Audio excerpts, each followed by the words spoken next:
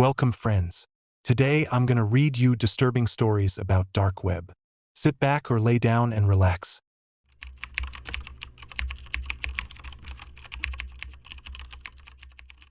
Story 1. The blue light of the monitor was a sickly, familiar glow in Leo's face, reflecting in his wide, bloodshot eyes. He'd been down this rabbit hole before, chasing the whisper of the esoteric and the fringe. But tonight, he'd stumbled into something different, something that hummed with a genuinely unsettling frequency. It began, as these things often did, with a link in a hidden forum, a series of gibberish characters that, when decrypted through a labyrinthine process he'd meticulously mastered, led to an onion site. The site itself was deceptively simple: a black background, stark white text, and a single looping gif of a flickering candle.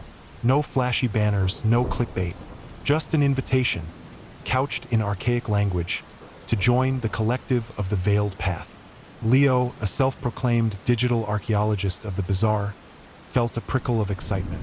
He'd seen his share of edgy teenagers playing at being Satanists, but this felt older, more authentic. He filled out the sparse application form, a series of seemingly innocuous questions about personal fears, dreams, and a final, chilling query: what are you willing to sacrifice for ultimate knowledge? He typed everything, with a bravado he didn't entirely feel, and hit submit. The reply came hours later, not to his burner email, but through a PGP encrypted message to a secure chat client he rarely used. It was an address, a date, and a time. No other instructions. The address was in a derelict industrial district on the outskirts of the city, a place where concrete giants loomed against the bruised sky, their windows like vacant eyes. Leo hesitated. Every rational bone in his body screamed at him to close the laptop, delete the chat, and go to bed. But the insidious tendril of curiosity, coupled with the thrill of the unknown, had already taken root. He found himself dressing, his movements almost automatic, pulling on dark clothes, slipping his phone into his pocket. The night air was cold and damp, carrying the scent of decay and distant rain.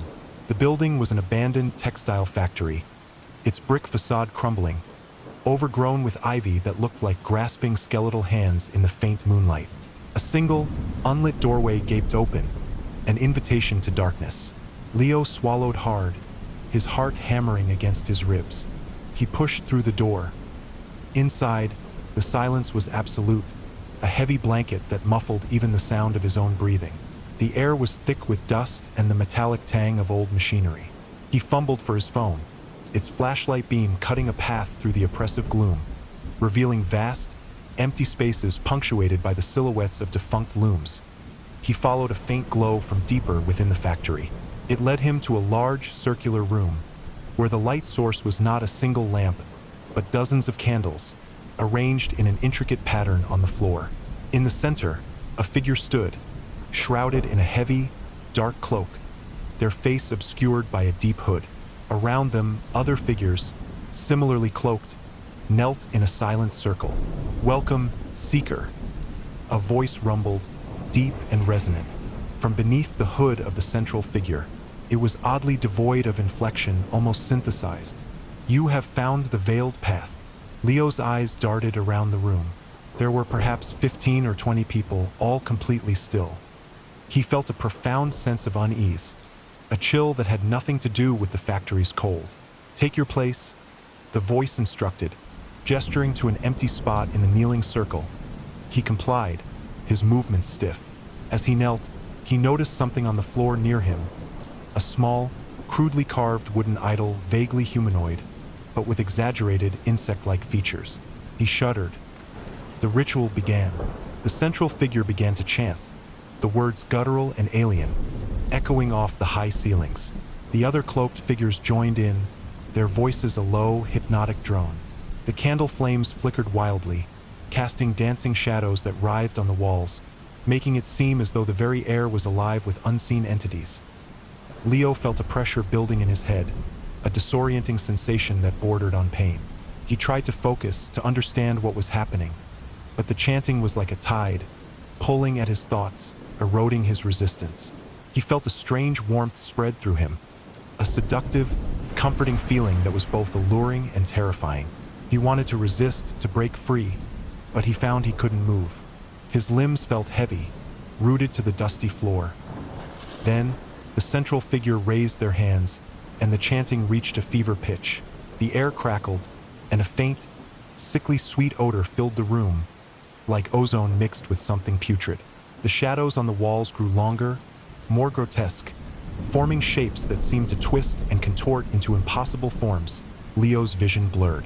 He felt a sudden, sharp pain in his mind, like a needle piercing his skull. Images flashed before his eyes, ancient symbols, impossible geometries, and then a fleeting glimpse of a vast, churning void filled with eyes. Thousands of eyes, unblinking, unfeeling, staring back at him. He screamed, or tried to. No sound escaped his lips. His body was rigid, his muscles locked in a rictus of terror. He wanted to close his eyes, to block out the horrifying vision, but they were forced open, transfixed by the swirling chaos. The central figure lowered their hands, and the chanting abruptly ceased. The pressure in Leo's head subsided, leaving behind a dull ache. The room was still, save for the faint crackle of the candles. The air still carried the strange, cloying scent. The truth has been shown. The deep voice intoned, now with a hint of satisfaction. The veil has been lifted.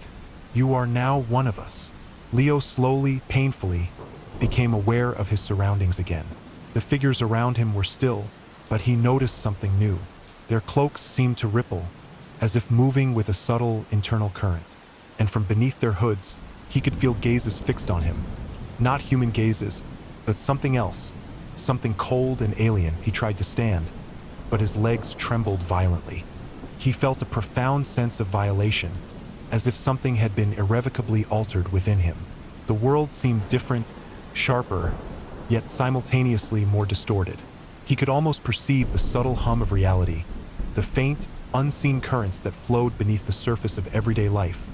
He looked at his hands, and for a fleeting moment, they seemed to shimmer, their outlines blurring, as if he himself was not entirely solid. What have you done to me?" he croaked, his voice raw. The central figure took a step closer, and for the first time, Leo saw a hint of what lay beneath the hood. Not a face, not truly, but a shifting, indistinct void, with glints of light that seemed to be eyes. "Many eyes. We have shown you the true nature of existence." The voice resonated directly in his mind, bypassing his ears entirely. "We have opened the pathways. You are no longer blind." Leo stumbled back, terror seizing him with renewed force. He knew, with a horrifying certainty, that he wasn't alone in his own head anymore. There were whispers, faint at first, then growing louder, not his own thoughts, but something else, something ancient and hungry, stirring within the newly opened chambers of his mind. He scrambled for the door, his heart pounding a frantic rhythm against his ribs. He burst out into the cold night, gasping for breath, the stench of ozone and decay clinging to him. He didn't look back. He ran, blindly, through the derelict streets, the whispers growing louder, a chorus of alien voices, echoing the terrifying truth. He had found the veiled path, and it had, in turn, found him. And it would never let him go. He was awake, but in this new, horrifying reality, he yearned for the blissful ignorance of sleep.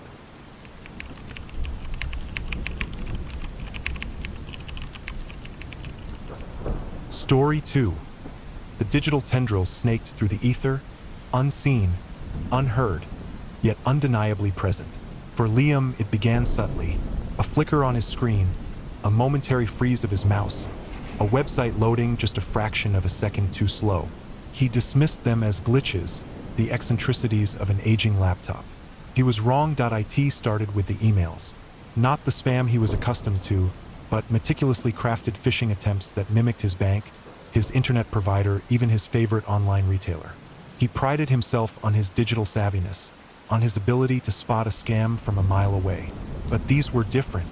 They were almost personal. They referenced recent purchases, upcoming appointments, even obscure inside jokes he'd shared with friends online. He deleted them, a shiver of unease tracing its way down his spine. Then came the notifications. Pop-ups on his browser, not from legitimate sites, but from unknown sources, warning him of viruses, offering him ludicrous prizes, demanding he click a link to verify his identity. He installed new antivirus software, ran full system scans. Nothing. His computer was clean, the reports insisted. Yet, the phantom notifications persisted, like digital whispers in the night. The first tangible theft was small, almost imperceptible. A few dollars missing from his PayPal, an unfamiliar movie rental on his streaming service. He called PayPal his bank, convinced it was a simple error. They investigated, found nothing amiss on their end. The transactions, they assured him, had originated from his IP address. Liam felt a cold dread begin to solidify in his gut. Someone was inside his system. Someone was him. He tried to disconnect. He unplugged his router, powered down his laptop, even considered smashing it with a hammer. But the feeling of being watched, of being known, didn't dissipate. It intensified. He'd be walking down the street, and a billboard would display an ad for something he'd only thought about, never searched for. His phone would buzz with a news alert about a topic he'd only discussed in whispered tones with a friend. The world, once a sprawling landscape of anonymity, began to shrink, to converge on his every move, every thought. The fear became a constant companion, a shadow clinging to his heels. Sleep became a luxury he could no longer afford. Every creak of his floorboards, every whisper of the wind outside his window, sent his heart hammering against his ribs. He imagined them, these unseen hackers, hunched over their keyboards in some darkened room, their faces illuminated by the glow of multiple monitors, laughing at his helplessness. He envisioned their fingers dancing across keys, siphoning off his life, bite by bite. One evening, he was finally brave enough to confront the source. He turned on his laptop, his hands trembling. He launched his browser, but instead of his usual homepage, a new tab opened automatically. It was a chat window, black background, green text, like something out of a retro sci-fi movie. "Hello, Liam." The green text glowed. His breath hitched. He closed the tab, his fingers fumbling. Another one opened instantly. "Don't bother," the message read. "We're already here." He stared at the screen, his mind a frantic scramble of fear and disbelief. "Who are you?" he typed. His voice hoarse. A pause, then the reply, "We are Legion. We are the architects of the unseen. We are the ones who know." "What do you want?" he typed, his heart hammering. "Everything," was the chilling response. "Or rather, we already have it. Your past, your present, your future. All of it, a meticulously categorized data packet." He felt a cold sweat break out on his forehead. "What are you talking about?" "Your financial records, your medical history, your browse habits, your private conversations, your deepest fears, your most embarrassing secrets. We have it all. Your life, Liam, is an open book, and we are the proud owners of the library." A sickening wave of despair washed over him. He felt exposed, vulnerable, stripped bare. It was worse than any physical violation. This was a violation of his very essence, his identity. "Why?" he typed, his voice a whisper. "Because we can," they replied. "Because knowledge is power. And in this age, information is the ultimate currency." He watched in horror as his desktop background changed. It was a photograph of him, taken just yesterday, walking his dog in the park. A photo he had never uploaded anywhere, a photo he thought was private. A low growl escaped his throat. "You're wrong," he typed, his fingers flying across the keyboard in a desperate surge of defiance. "You don't have everything. You don't have my will. You don't have my spirit." The green text flickered, and then a new message appeared, slower, more deliberate, as if considering his words. "Perhaps, but how long can a spirit survive when its very foundation is crumbling? When every secret is laid bare? When every trust is shattered?" And then, a new image flickered onto his screen, replacing his own terrified face.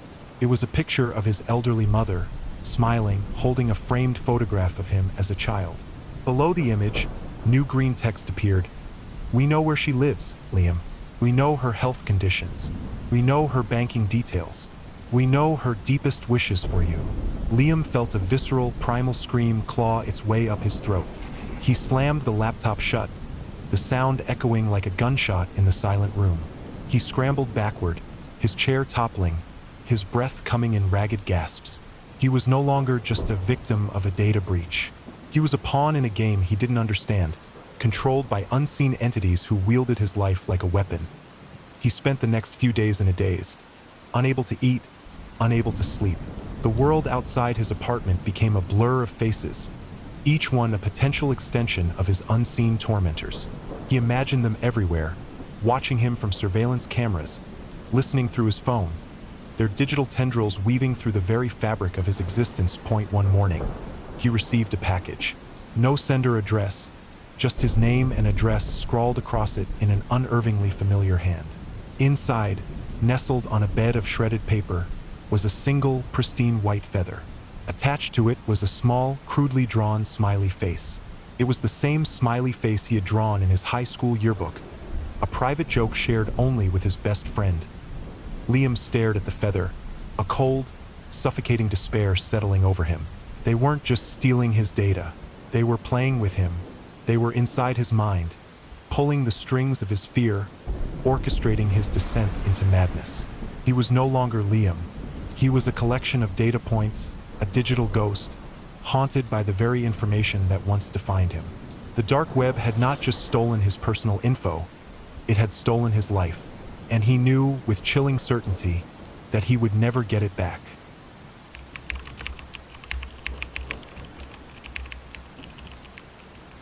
Story 3. The hum of the server rack in Elias's cramped apartment was a constant, low thrum, a mechanical heartbeat that accompanied his nocturnal forays into the deep web. He wasn't looking for anything illegal, not really. He was a truth seeker, or so he told himself, delving into the unfiltered corners of the internet where mainstream narratives supposedly crumbled. His latest obsession, the flat earth theory. IT had started innocently enough, a YouTube rabbit hole, but soon he craved more. The polished documentaries and online communities felt too curated, too accessible.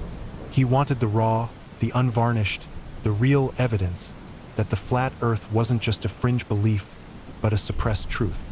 And so he'd found his way to the dark web. He used the usual precautions. Tor browser, VPNs layered like an onion, a disposable virtual machine.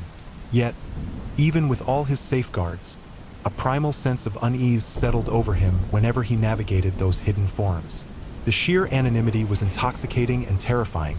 He'd found a particularly obscure forum, the Horizon's Edge, a place where the flat earth theory was discussed not as a conspiracy, but as an undeniable, self-evident reality. The members, a shadowy collective of usernames, spoke with an unsettling conviction, their posts laced with obscure astronomical terms and cryptic references to the architects and the veil. One night, he stumbled upon a thread titled, "Beyond the Ice Wall." It promised irrefutable proof of the flat earth, a series of coordinates and instructions to access a heavily encrypted data dump. Elias's heart pounded. This was it. The real deal. He followed the instructions meticulously. The process was arduous, involving complex cryptographic keys and traversing several hidden layers of the dark web. Hours later, he finally gained access. The data dump wasn't videos or documents, as he'd expected. It was a single massive file, simply named Donnerstruth.exe. Against his better judgment, a mix of adrenaline and insatiable curiosity overriding his caution, he ran it in his isolated virtual environment. The screen flickered, then went black. A single line of emerald green text appeared, pulsing hypnotically. Initiating protocol. Elysium. Elias frowned. Elysium? What did that have to do with flat Earth? The screen remained black for what felt like an eternity, then rapidly filled with a stream of data. It wasn't code, or images, or even text in any language he recognized. It was a dizzying, fractal pattern of numbers and symbols, shifting and morphing with dizzying speed. A low, resonant hum began to emanate from his computer speakers, growing in intensity, vibrating through the floorboards. He tried to close the window, to shut down the virtual machine, but his mouse wouldn't respond. His keyboard was dead. The hum intensified, a deep, guttural thrum that resonated in his chest, making his teeth ache. The light from the screen pulsed, a sickly green, illuminating his wide, terrified eyes. Then, the data stream coalesced, not into an image, but into something far worse. It was a map of the Earth, undeniably flat, a vast, circular disk surrounded by an impossible, towering wall of ice. But it wasn't a static image. It was alive. He saw tiny, shimmering dots moving across the disk cities. And above them, a dome not of sky, but of a swirling, opaque mist, occasionally parting to reveal faint, pinprick lights. Stars? Or something else? As he stared, mesmerized and horrified, a section of the ice wall at the very edge of the map began to glow. A deep, mechanical grinding sound echoed from his speakers, growing louder, more insistent. The glowing section of the wall began to slowly, inexorably, retract. Beyond the retreating ice, there was nothing. Not space, not stars, not even the expected infinite void. Just a blinding, oppressive whiteness that seemed to swallow all light and sound. And then, from that terrifying void, something began to emerge. It was immense. Not a star, not a planet, but a colossal, obsidian structure, impossibly geometric, its angles sharp and unnatural, glinting in the blinding light. It was moving, slowly, deliberately, towards the exposed edge of the flat earth. The hum from his speakers reached a deafening crescendo, and the emerald green text on his screen pulsed wildly. The veil is thinning, the architects returned, at a chilling realization clawed at Elias's throat. This wasn't a theory. This was a revelation. The flat earth wasn't just a disk floating in space. It was a confined, enclosed system, petri dish, and whatever was beyond the ice wall. It was coming back to check on its experiment. He tried to scream, but no sound escaped his constricted throat. His body felt paralyzed, his eyes forced to witness the unspeakable. The obsidian structure grew larger, its geometric forms becoming clearer, more menacing. He could make out what looked like immense, silent apertures, opening and closing on its surface, like slow, unblinking eyes. The screen flickered violently, and the green text changed, becoming a chaotic jumble of symbols, then resolving into a single terrifying phrase. You have seen. You cannot, Yunsa. The hum abruptly ceased, plunging the room into an unnerving silence. The screen went black again, but this time, it didn't stay that way. Instead, a live feed appeared. It was a view from above, undeniably his apartment building. He saw his window, the faint glow of his monitor emanating from within. The camera zoomed in, closer, closer, until he could see himself, hunched over his dead laptop, his face pale and contorted with fear. The image held for a long, agonizing moment. Then, a new line of text flashed across the bottom of the screen, in the same unsettling green. Welcome to the edge, Elias. A sudden, sharp rap echoed from his apartment door, then another, and another, slow, deliberate knocks that seemed to resonate with the image on his screen. He didn't move. He couldn't. His blood ran cold. They knew. They had been watching. The architects, or their digital proxies, had used the flat earth as a lure, a trap, to draw in the curious, the truth-seekers, and unveil a reality far more terrifying than any conspiracy theory. The knocking stopped. A faint, metallic scraping sound came from just outside his door, like something incredibly heavy being dragged. Then, a voice, deep and resonant, not through the speakers, but from the hallway outside, a voice that vibrated through the very walls of his apartment. It wasn't human. The experiment requires observation. Elias stared at his reflection in the now darkened screen, his eyes wide with a horror that transcended mere fear. He was not just on a flat earth. He was on their flat earth, and they had finally decided to acknowledge his presence. The low, guttural hum began again, not from his computer, but from everywhere, from the very air around him, a chilling prelude to whatever lay beyond the now breached ice wall of his perceived reality.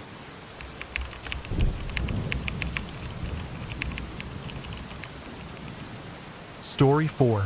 The flickering fluorescence of the server room was Misha's only comfort, a sterile hum against the chaotic pulse of his online life. He wasn't a hacker, not in the sense of breaking into banks or government servers. Misha was a curator, a collector of the macabre, drawn to the most disturbing corners of the dark web like a moth to a flame. He sought the truly unsettling, the content that burrowed under your skin and stayed there, whispering long after you'd closed your browser. It started subtly, as these things always did. His usual forms, once a source of grotesque fascination, began to feel tame. He craved something deeper, something that hadn't been filtered, reposted, or dissected by 1,000 eager eyes. He found himself on an unlisted forum, accessed only by a string of rotating, complex onion addresses whispered through encrypted chats. The forum's name, simply the Archive, hinted at its grim purpose. Here, there were no memes, no discussions of philosophy, no petty squabbles. It was a repository of raw, unfiltered human depravity. Footage of unspeakable acts, captured not for a thrill, but with an almost clinical detachment. Misha, despite his seasoned stomach, felt his own bile rise at some of the things he witnessed. Yet he couldn't look away. He told himself it was morbid curiosity, a detached study of the darkest corners of the human psyche. He was wrong. One night, a new section appeared on the archive, the deepest cut. It was password protected, beyond the usual tiers of access. Misha, driven by an insatiable, horrifying urge, spent weeks cracking the cipher. When he finally gained entry, the content was unlike anything he'd ever encountered. Not gore, not violence, but something far more insidious. The files were labeled with dates, each one a single high-definition video. The first, dated 3 months prior, showed an empty room. White walls, a single wooden chair, stark and clinical. Nothing happened for 10 minutes. Then, a figure entered. A man, ordinary-looking, in an unremarkable suit. He sat on the chair, stared directly into the camera, and began to speak. His words were muffled, distorted, impossible to understand. The video ended abruptly. Misha felt a cold dread settle in his stomach. This wasn't staged. This wasn't performance. This felt real. He opened the next video. Same room, same man, same unintelligible monologue. But this time, a subtle change. The man's eyes seemed to hold a deeper vacancy. A faint tremor ran through his hand. He watched them all. Day after day, a new video, each one a chilling progression. The man's skin grew paler, his frame thinner. His monologues became more agitated, his movements more erratic. Sometimes he would twitch, his limbs jerking as if manipulated by unseen strings. Sometimes he would laugh, a dry, hollow sound that echoed in the sterile room. Misha felt a connection forming, a horrifying intimacy with this anonymous victim, trapped in a silent, tormenting progression. Point one video, dated a week ago, broke him. The man was a skeletal shell, his eyes wide and unseeing, his mouth hanging agape. He wasn't speaking, he was just making a sound, a soft, continuous moan, devoid of any discernible pain or emotion, a sound of pure, endless despair. Misha slammed his laptop shut, the metallic clang echoing in the silence of his apartment. He tried to forget it. He deleted his browse history, uninstalled his dark web tools, even considered selling his computer. But the man's empty eyes, his hollow moans, were seared into his mind. He found himself checking the date, counting the days, wondering if a new video had been uploaded to the deepest cut. The craving, once for the grotesque, had transformed into a morbid addiction to this man's slow, agonizing dissolution. 3 days later, he found himself back in the fluorescent glow of his server room, the hum of familiar comfort. His fingers, as if possessed, navigated to the unlisted forum, to the archive, to the deepest cut. He knew the password now, knew the hidden paths. A new video was there, dated today. His breath hitched. He clicked. The room was the same. The chair was empty. Misha's heart hammered against his ribs. Had it ended? Had the man finally passed? Then, a flicker. A new figure entered the frame. It wasn't the MN. It was Misha. His own face stared back at him from the screen, pale and drawn, illuminated by the harsh white light of the room. He was sitting on the wooden chair, staring directly into the camera, just like the previous victim. His mouth moved, forming words that were muffled, distorted, impossible to understand. Misha stumbled back from his screen, knocking over his chair. A wave of nausea washed over him, bile rising in his throat. This wasn't possible. This was a trick, a cruel, elaborate prank. But the details were too precise. The faint scar above his left eyebrow, the slight nervous tremor in his right hand. It was undeniably him. He scrambled for his phone, fumbling to call the police, anyone. But his fingers wouldn't obey. They twitched just like the man in the videos. He felt a strange tingling sensation in his limbs, a growing numbness. Then, the muffled voice from the video, his own voice, seemed to deepen, to gain a chilling clarity, seeping from the speakers, filling the room. You thought you were a spectator, Misha. The voice was not his own, yet it was undeniably from his own mouth. It was distorted, layered with a metallic echo, like 1,000 whispers woven into one. You thought you were safe behind your screens, in your sterile little room. A new line of text flashed across the bottom of the video, in a stark, white font. Initiating protocol. Curation. Misha felt a cold, paralyzing fear grip him. He wasn't just watching anymore. He was being watched. He was the subject.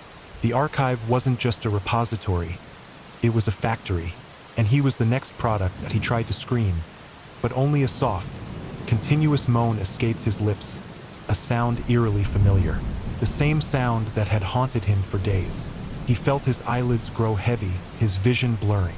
The fluorescence of the server room seemed to dim, replaced by the stark, white light of the empty room on his screen. He sank to the floor, his body unresponsive, his mind a frantic, trapped animal. The last thing he saw before the darkness consumed him was his own face on the laptop screen, eyes wide and unseeing, staring into the lens, a fresh, raw entry in the deepest cut. The hum of the server rack continued, a low, constant thrum, the mechanical heartbeat of a new, horrifying chapter.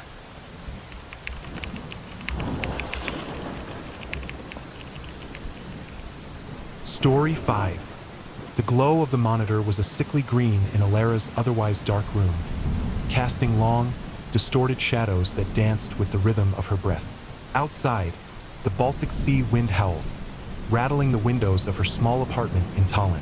But Alara wasn't listening to the wind. She was listening to whispers, digital whispers from the deepest chasms of the internet. The dark web. Her obsession had started innocently enough, with a documentary on bioluminescent deep-sea life. The sheer alien beauty of it had captivated her. But then, as it always did, curiosity had morphed into something darker, fueled by late-night forum dives and cryptic online articles. Soon, she found herself on a hidden site, The Abyssal Truths, a haven for those who believed the oceans held more than just undiscovered species. They held secrets. And those secrets, if revealed, would shatter humanity's perception of its place in the world. The prevailing theory on the Abyssal Truths was unsettling. Humanity wasn't alone, even on its own planet. Deep beneath the crushing pressures and perpetual darkness, an ancient, intelligent civilization thrived. Not human, not even mammalian, but something utterly, terrifyingly alien. And governments, for reasons unknown, were actively suppressing any evidence of their existence. Alara had scoffed at first, dismissing it as just another elaborate conspiracy theory. But the evidence presented on the Abyssal Truths was compelling in its sheer volume and meticulous detail. Leaked sonar readings showing impossible structures on the ocean floor. Whistleblower accounts from deep-sea researchers detailing equipment malfunctions and unexplainable seismic activity. Cryptic messages intercepted from deep ocean observatories, translated by anonymous linguists as complex, non-human communication. One particularly disturbing thread, titled The Architects of Silence, spoke of a colossal, black monolith discovered near the Mariana Trench, emitting a low-frequency hum that seemed to affect human cognition, inducing fear and a desire for secrecy in those exposed to it. It was claimed that this monolith was a beacon, a communication device, or perhaps something far more sinister. Alara spent weeks sifting through the data, her initial skepticism slowly eroding, replaced by a growing sense of dread. The sheer consistency of the evidence, the way seemingly disparate pieces fit together, was unnerving. She started seeing patterns in the news, sudden, unexplained naval exercises in remote ocean areas, hurried deep-sea mining expeditions that were abruptly canceled, bizarre reports of mass marine life strandings. Then, she found it. A post simply titled, The Deepest Protocol. It was a set of coordinates encrypted, along with a complex, multi-layered decryption key. The post promised direct observation. Alara's heart hammered against her ribs. This was beyond leaked documents. This was an invitation. Against every instinct of self-preservation, she spent the next few days working through the decryption.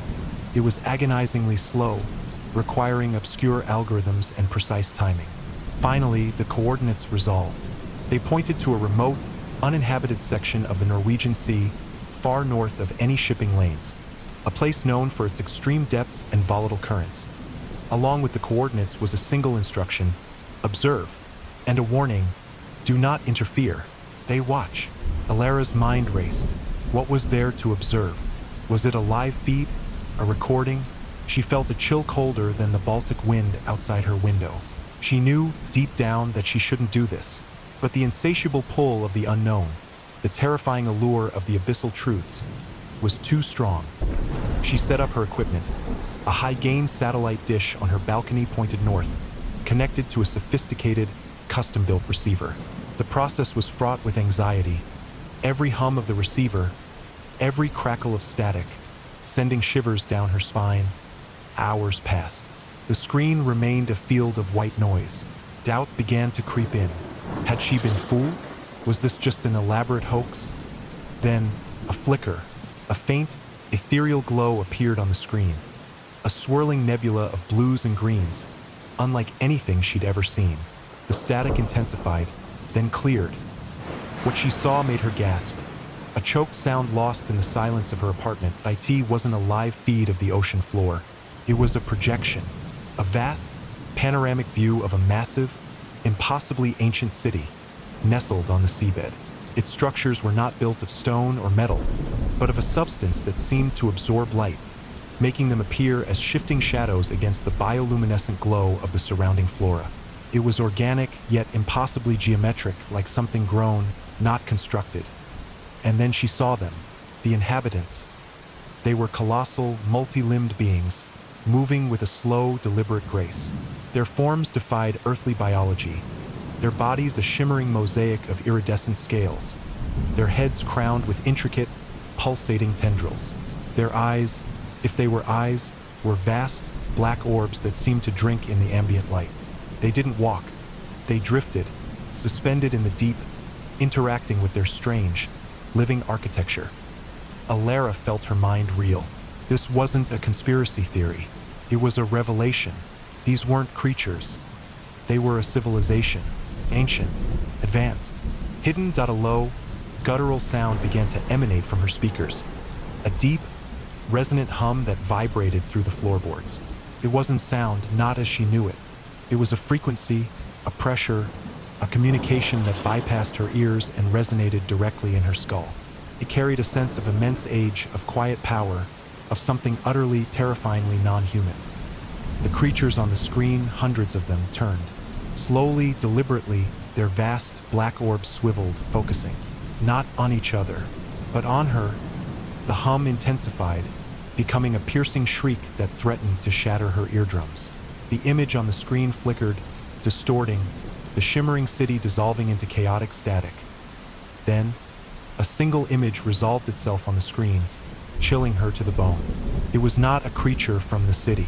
It was a human face. A man, eyes wide with a silent scream, his features contorted in terror. And behind him, a faint, bioluminescent glow, just like the one she had seen in the depths. The image vanished, replaced by the relentless, blinding static. The hum faded into an eerie silence. The wind outside seemed to die down. Alara sat frozen, her heart a frantic drum against her ribs. The man's face. It was someone she recognized, someone from the abyssal truths. A prominent poster who had suddenly gone silent a few days ago. His last post had been a cryptic message about feeling a presence. A cold sweat broke out on her forehead. They weren't just hidden. They weren't just observing. They were aware, and they were reacting. A faint, almost imperceptible tremor ran through the floor beneath her feet. Then another, stronger. The water in her glass on the table rippled. It wasn't an earthquake. It was something else. A deep, rhythmic pulsation, echoing the monstrous hum she had just heard. She scrambled to the window, peering out into the pre-dawn darkness of Tallinn. The sea, usually a restless expanse, was unervingly calm, a black mirror reflecting the faint, distant city lights. But then, far out on the horizon, just where the sky met the water, she saw it. A faint, ethereal glow, rising from the depths. A bioluminescent pulse. Elara backed away from the window, her breath coming in ragged gasps. They hadn't just communicated with her, they had located her. The deep-sea creatures weren't just a conspiracy. They were real, and they knew she had seen them. The rhythmic pulsation intensified, vibrating through her bones. The glow on the horizon grew brighter, closer. The Baltic Sea was no longer just a body of water. It was a veil, thinning with every passing second.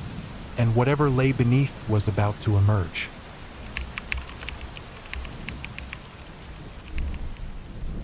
Thank you for listening. Hope I didn't scare you too much. Let me know which one did you like the most and why. Sweet dreams.